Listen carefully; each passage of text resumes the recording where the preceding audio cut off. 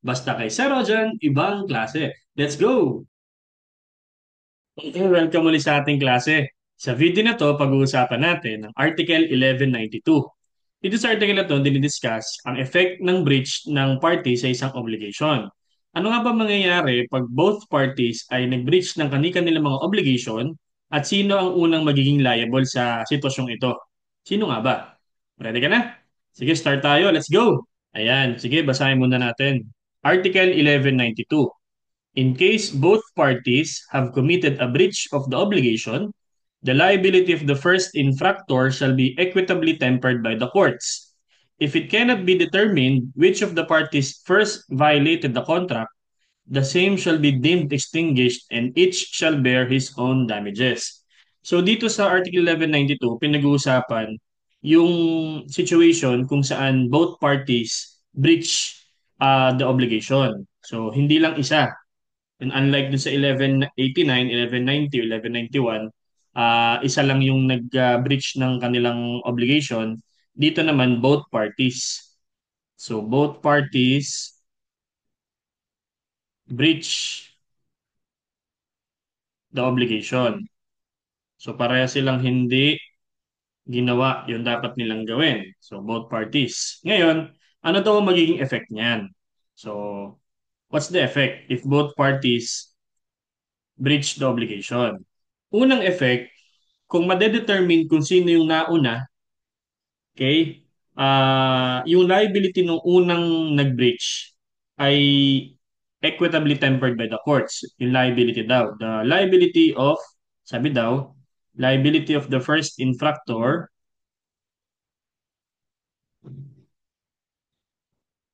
shall be equitably reduced by the court or tempered by the court. Yan. Kumbaga, babawasan kung sakaling yung sumunod, nag-breach din. Yan. Okay? Pero pag hindi malaman kung sinong naunang nag-violate, edi extinguish na lang yung obligation. Kumbaga, tapusin na natin yung usap na ito. Total, nagtuturoan kayo. Sinong nauna? Siya po. Hindi malaman kung sino. Para madaling usap, para walang pagtatalo, wala na lang obligation parehas. At kung meron mang damages kayo na suffer mula sa isa't isa, kayo nang bahalang mag-bear niyan. Yan, yung sinasabi sa second sentence. If cannot be, if it cannot be determined, if it cannot be determined kung sino man ang nauna, okay, obligation is extinguished.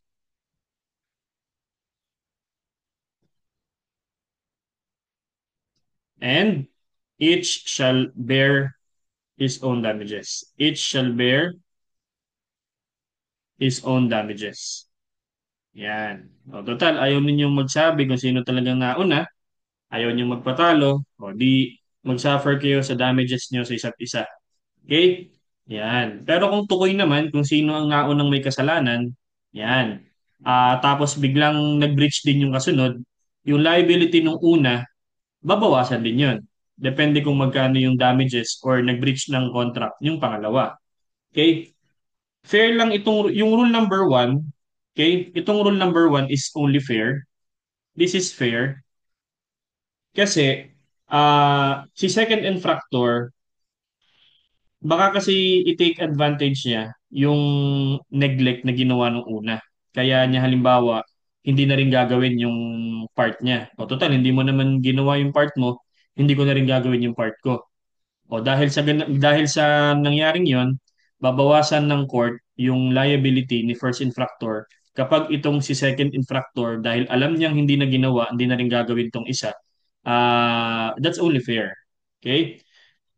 Again, yung rule na yan is fair because si second infractor, yung pangalawang magbe-breach, also derive or thought that he would derive some advantage by his own act or neglect. Okay? Again, si A, hindi niya nagawa yung part niya. Tapos itong si B, sinadya niya hindi niya gawin yung part niya kasi alam niyang si A ay hindi niya ginawa. O di para quits lang, hindi ko na rin gagawin, sabi ni B. Okay? So mayroong tinake advantage niya yung first infractor na liability. O pag ganun na nangyari, Yung liability nung naunang nagkaroon ng breach, babawasan naman ng court. Depende yan doon sa susunod na gagawa ng breach, si second infractor. Okay? So that is only fair. However, if it cannot be determined, yung contract, yung obligation is extinguished, it's also just. Ito naman is also fair and just. Patas lang yan. Kasi ipipresume natin na both parties are trying to reap some benefits out of the liabilities of each other. Na halimbawa, hindi matukoy kung sino yung nauna. So parang tinitake advantage ng bawat isa yung kakulangan or kapabayaan ng isa, hindi na rin niya gagawin. O pag ganun, bahala kayo mag-suffer ng inyong mga damages tapos wala na lang obligation. Okay? Yan. So that is effect number two. Eh sir, sabi dito, dito sa effect number one, liability of first infractor. Paano naman si second infractor? May liability ba? May liability, is there any liability ni second infractor? Kasi nakalagay po dito ang effect ng both parties breach of obligation ay si first infractor lang ang liable. Okay? Paano naman si second infractor? Kasi both parties nag-breach ng obligation, di ba? Hindi isa lang. So may nauna, may pumangalawa. Eh sabi dito ang effect, si first infractor, yung unang nanakit or nag-breach, siya lang ang merong liability. Pero babawasan. Eh paano naman tong si second infractor? May liability ba? No. Wala siyang liability. Sa provision na to, si second infractor is not liable for damages at all. Okay?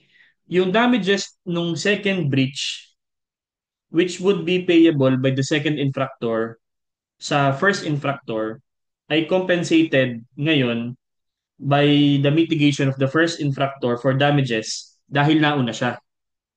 Kasi kung sino yung mas naunang nag-breach, siya yung mas mataas yung damages. Tapos kung sinadya namang hindi gawin ng second infractor, meron din naman siyang damages. Pero dahil hindi niya ginawa nung nauna, hindi niya na rin ginawa, ibabawas yung liability ni second infractor dun sa liability ni first infractor.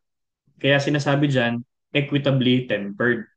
Okay? So, lumalabas na si first infractor ang liable for damages, pero babawasan yan or equitably tempered by the courts since si second infractor, tinake advantage niya yung neglect na ginawa nung nauna. Okay? Pero sabi sa Article 2215, medyo contradictory siya eh. Okay? Kasi sabi sa 2215, sa contracts, sa quasi-contracts, at saka sa quasi-delicts, ang court ay pwedeng mag-mitigate ng damages under the circumstances other than the case referred sa mga preceding articles.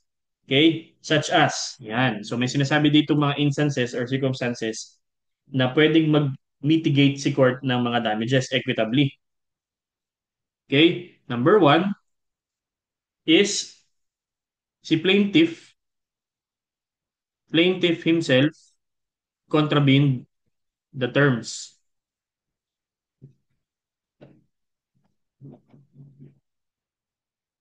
Kumbaga, kung sino yung nagrereklamo, meron din naman siyang kasalanan.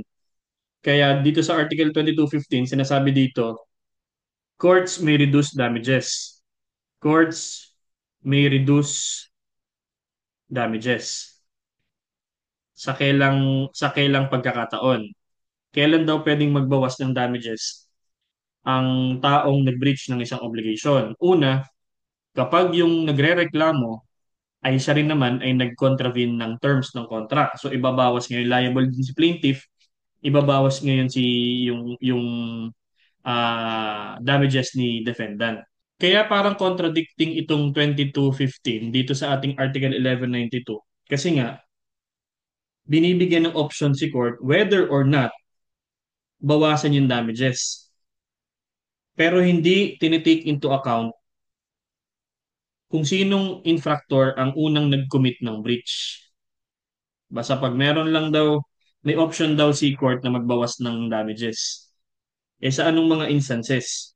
O, dito nga number one, the plaintiff contravened the terms of the contract but not necessarily sinabi kung sinong first infractor. Okay? Ayan. Kasi sabi sa 1192 kung sinong naunang nag-breach. Eh dito, walang sinabi kung may nauna or wala. Basta pag merong breach of contract parehas, tapos nagrereklamo yung isa, eh siya rin naman ay nag-breach ng contract, babawasan. Okay? Eh sabi sa number 2 kasi, pag hindi matukoy kung sino yung nauna, obligation is extinguished na lang. Okay? So sa 2215, pag may nagreklamo na merong nag-violate ng contract, pero siya rin naman, yung nagre-reklamo ay nag-violate ng contract. Kung sino man yung nirereklamo, pwedeng bawasan yung damages nun. Okay? So, yan yung nasa 2215. So, parang hindi naman siya conflicting din kasi ah si plaintiff na sinasabi dito sa 2215 is para siyang si second infractor kasi siya nga yung magrereklamo eh. Alangan naman magreklamo yung una nag-breach. Okay? So, ang presumption dyan, si plaintiff na nagrereklamo kay defendant, siya yung second infractor natin. Okay? At kung sino yung may liability for damages na pwedeng mabawasan o ma-mitigate, siya ngayon si first infractor. Kaya hindi rin naman talaga irreconcilably conflicting ang 1192 tsaka 2215. Although hindi lang sinabi sa 2215 kung sino ba ang first or second infractor or meron bang ganun. Okay? Pero sa 1192, sinasabi. Okay? Tapos parehas namang sinabi sa 1192 na discretion ng court kung babawasan or hindi.